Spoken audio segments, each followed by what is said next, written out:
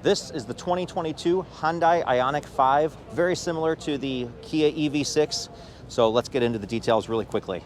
You can get the base 58 kilowatt hour battery with rear wheel drive, where the motor's supposed to be, with 168 horsepower and 220 miles of range. So a little bit less than the Kia, and that's due to the styling of this. A lot more boxy, doesn't cut through the wind as well. Then you can upgrade to the 77 kilowatt hour battery, and that has two variations, rear wheel drive as well as all wheel drive. So rear wheel drive will get 225 horsepower and 303 miles of range, so just 7 miles less than the EV6. And if you really at the end of the day, it's whatever styling you like more. 7 miles isn't much at the end of the day. So if you like this kind of Volkswagen Golf boxy styling, I'd definitely recommend the Ioniq 5. I know in person, it's a lot bigger in person than it looks in the pictures. It's kind of styled to look like a hatchback, but it's definitely more substantial on the road. So that goes 0 to 60 in 7.4 seconds. Then if you upgrade to the all-wheel drive, you'll get 320 horsepower, but the range takes a substantial hit down to 256 miles. And this is surprising to me because the front motor can completely disconnect from the vehicle. It has a clutch pack. So if you go in eco mode, you're supposed to be driving with just the rear motor. It disconnects the front motor altogether. So I'm not sure how there's that substantial of a range drop. The only thing I can suspect is tires. With this limited model here, it is 255 with tires. So much wider. That's like almost as wide as the Tesla, much wider than the ID4 or Mach-E. Mach-E has very tiny tires that really affect its braking capability. So with this all-wheel drive variant, goes 0 to 60 in 5.2 seconds. So pretty spicy for how big of a vehicle this is and a practical daily driver. But most importantly, because it has that same 800-volt architecture that the EV6 has, it's basically the same battery. It might be a little bit different, but it still gets that same 10 to 80% in just 18 minutes, 240 kilowatts of maximum charging speed. So it's a charging monster. As I said with the EV6, if you're not gonna road trip, you're not gonna benefit from this. But if you are gonna road trip, it's literally gonna charge twice as fast as the ID4 or other vehicles out there.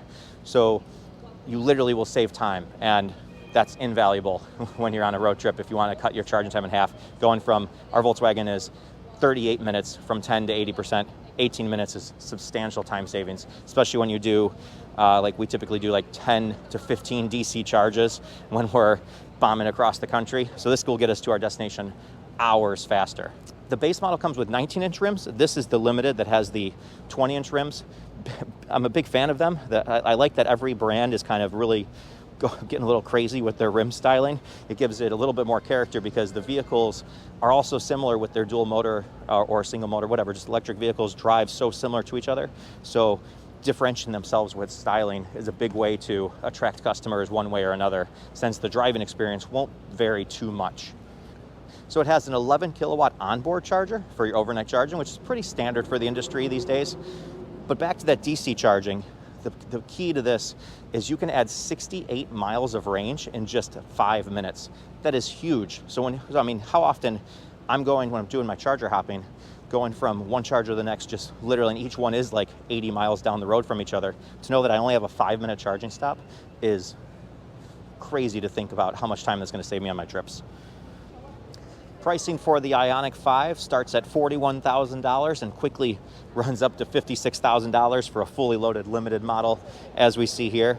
But what's nice about Hyundai is there's a really good packaging. So I think if you get an SEL all-wheel drive, you're gonna be right at about $50,000. You can save some money and go with the rear-wheel drive, and you'll be around $47,000. So it's a very good vehicle when you throw in the tax credit and stuff, and with this charging infrastructure and the free charging, has a very good value proposition built into it with the Hyundai Ioniq 5. So similar, same type of door handle as the Kia EV6, kind of pops out like that, and you grab it. It actually feels nice. It has like a texture on the back there. I don't know if you can see that. It really makes it easy to grab. It feels substantial, so I like that. So for the side profile, this kind of takes the same architecture that Hyundai's used in like the Elantra right over there on Sonatas, where you get this kind of chiseled, aggressive line, kind of almost like a Z pattern into the back, a lot more angular styling. So that's the kind of nice thing between the EV6 and this, is whatever styling appeals to you more, there's a Hyundai or Kia product out there for you. But again, watch when I'm staying next to it. It's a very big vehicle. This is much bigger than a Volkswagen Golf. It's bigger than the ID.4 that we have. You have to see it in person to believe it. Charging happens here. Just touch the little panel, it pops open. Fortunately, it has these really annoying dangling little things for your CCS charging, and there's your standard. One really nice feature is I love this right here. Shows you at 25, 50, 75, or 100% charge. So it gives you a rough idea of where you're at without even having to go into the car and look. And then one big feature is the vehicle to load capability. So Hyundai has this little adapter. It'll plug in here, and then you can plug in a household outlet into it. It provides just about 2 kilowatts of power, just a little less than that. You can charge a vehicle at 1.2 kilowatts with basically 12 amps. It's basically a 20 amp circuit. But for camping, really beneficial to have that power on demand right there. So if you have an air mattress to blow up, or camping lights that you want to set up, or just even a couple small appliances that you could actually use out at the campground. And now we push that, and it closes. Now let's take a look at the back of the vehicle. As we saw with the Kia EV6, pretty substantial rear cargo room. Cargo cover. Not sure if I love them or hate them. I have a Kia, and my cargo cover is sitting in my crawl space. I don't use it. But go under the floor here. Decent amount. Not sure what that is there. That might be the subwoofers underneath there. Oh no, that's the Fix-A-Flat kit. So a little bit different design for how they utilize the trunk space between the Kia and the Hyundai. But still, very usable space. Enough cargo, you can fit cargo pretty easily to go on a road trip. Here in the back of the Ioniq 5, very interesting design language. They've gone for this almost 8-bit retro video game style kind of styling back here, and I love it. Love it in person. I like the EV6 in the front, but in the back, the Hyundai's got the clear winner for me. I also just wanted to highlight the pixel taillights a little bit more. I'm such a fan of this styling. I love it. The retro, I love how they took the Ioniq 5, made it more retro, and the EV6 and made it more modern. Very nice combination. Also, comment below, curious on your take. So we have 2 Ioniq 5s here. This is in that blue kind of teal color. Kind of looks like different colors from different angles. See how that kind of blends in? Looks gray, but then teal there. Then we have this flat gray over here. Definitely want to hear below what you think. Do you like this new matte paint that a couple other brands are using? Or do you like that traditional style, high metallic, high gloss, teal color? Stepping over here really quickly to the blue Ioniq 5 right next to the silver one we were shooting with. You can see these pixelated lights on the front as well. Very nice kind of square design, very different, very, I like that they've kind of gone with this retro styling, but also modern. Now let's take a quick look at the back of the vehicle. I have this seat set where I would sit. Still have a little bit of legroom. So I don't have as much legroom as I had in the EV6 for some reason. Maybe it's just the seating's a little bit different, but headroom is miles here. I'm not even close to it. A little bit close on the left side, but it's not too bad. It's just kind of where the glass roof is, but much more space back here. So if you're going to be carrying full-size adults regularly, the Ioniq 5 is going to be the better choice for you versus the EV6 where my head was against it. Beautiful glass roof. Also, comment below, do you like the glass roof that doesn't open, or the EV6 that has a sunroof that's much smaller but does open? Curious to hear. I kind of lean towards the sunroof. I like that it opens. I love that fresh air coming in. And in our other Kia Niro that we currently have, we open the sunroof quite a bit. But with that said, the glass roof sure is nice. It lets a lot of daylight in, especially with these white seats and light colored interior. Tons of natural light comes in here. Nice armrest, cup holders. USB-A though, definitely can't accept that. This is the future. There should be USB-C everywhere. So I'm very shocked that Kia opted for USB-A pretty much throughout this car. You'd think it'd just be the same modules that they're putting in the Kia EV6. But map pockets, and still that really good design of having the air vent right here so it actually can blow at my face rather than just blasting my knees with cold air. Now let's take a look up front. So I hop in here. Vehicle keeps making a bonging sound. Don't know what I can do about it. But really comfortable seating position. Same kind of really cushy seats that we experienced in the EV6. But I can set this seat up. Now check this out. When I recline back, Look at that. Look at that thigh support. Very slow, but I can really recline back here, especially if I recline all the way back. So even though it is that 18 minutes super fast charging, you can get really comfortable back here to pass the charging time. So another nice feature too that I like is rather than having a typical little door handle that you have to grab, this whole thing is the door handle. So you literally grab here, close it, nice ambient lighting illuminating behind there. As I mentioned, there's the illuminated speaker grills. It's just flickering due to my camera, but it's a nice solid ambient light look on the door panel. Very nice kind of recycled material kind of look, but looks good. Nice padding right up there, and a very nice padding above the door right there. Standard door pull to open the car, so pretty simple to get in and out. The handles are self-explanatory. You don't have to explain to anyone how to get in and out of your car. Nice stitching up here above the dash, down to a normal size glove box. Pretty deep actually.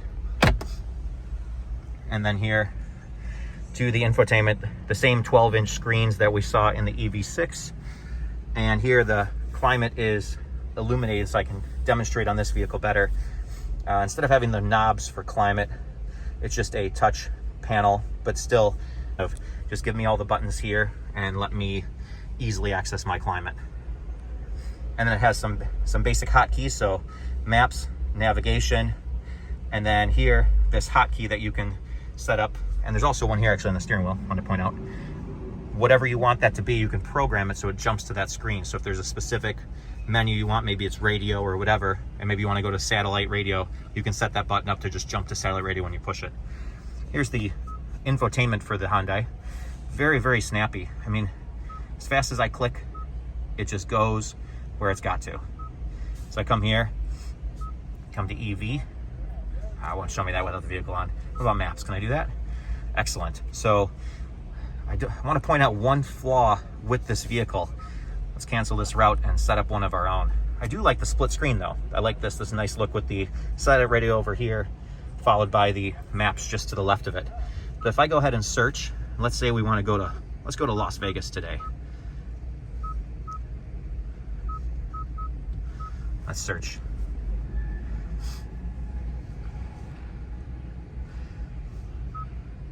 Well, let's go to St. Louis, Missouri. This will work just to kind of prove my point.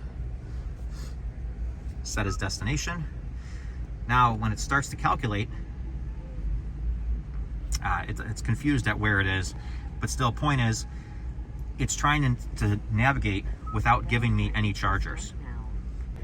So if somebody gets in and they're new to electric vehicles, we want them to be able to go in the navigation, put where they want to go, and it just tells them, here's where you got to stop. Hopefully sets up the Electrify America chargers so they can take advantage of their free charging and gets them to their destination.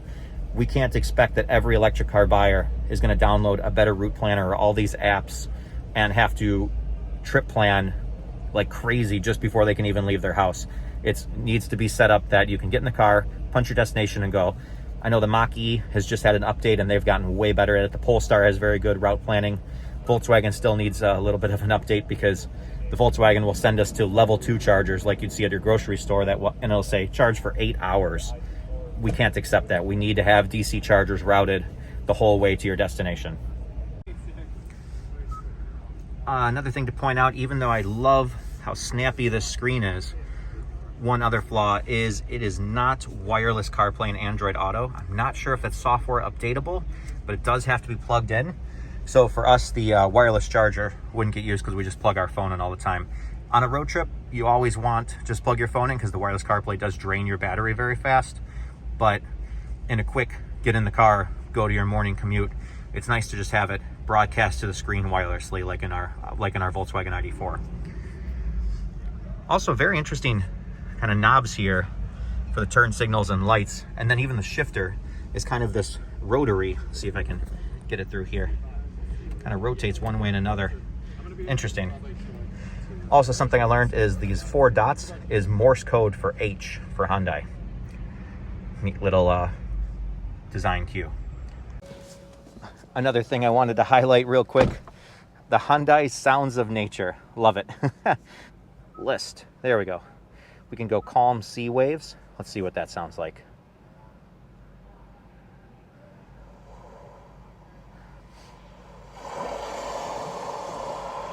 A nice relaxing drive in the Ioniq 5. Love it. I can't imagine I would use this feature, but I also kudos to Hyundai for putting in, I guess if I was reclined back in this seat and charging for 18 minutes, maybe I want to listen to some calm sea waves while I wait. Kind of interesting with this flat floor model that the EV6 and the Ioniq 5 are doing here. I'm worried about, here I can move this backwards too. If I have this like here, what's to stop a water bottle or something from rolling over to my side? I'm not sure that I'm sold on this mentality. You have to be a little more careful with what stuff you put. So I kind of would like it if there's a little bit more of a hump here, or maybe there'll be something aftermarket that you can put there to add a little bit of a safety feature. I do like that this console kind of moves because I can set it up that this armrest will go exactly where I want it to be. So that's really convenient. Big storage well down here, wireless charging down there, but again, USB-A's. I can't believe that USB-A's are still making their way into vehicles, but it is what it is. So let's take a quick look at what the front looks like on the all-new Ioniq 5. As you can see, identical to the Kia EV6. Very small, but still very usable, because I love putting charging cables up in the front and not having to have them in the back of the vehicle when we're on a road trip and there's luggage all over the place in the back. I don't have to take half of it out of the car just to get under the floor to get to my charging cables. Also, charging cables can get dirty because they're on the ground, it rains, it's muddy. Nice to have a good place to put them.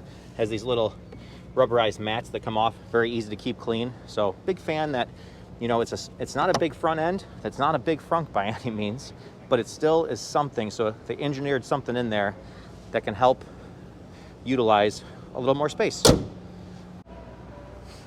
So that's a wrap for the 2022 Hyundai Ioniq 5. The deliveries are happening right now. A couple dealers in my area actually have some inventory. You have to watch out for as they're really gouging over sticker. 5,000 to 10,000 over sticker is not uncommon to find an Ioniq for. So reach out to your dealers, and if they're trying to charge you over sticker, I invite you to shop around, and you might be able to find one at MSRP price, and that'd be a pretty good vehicle for that price.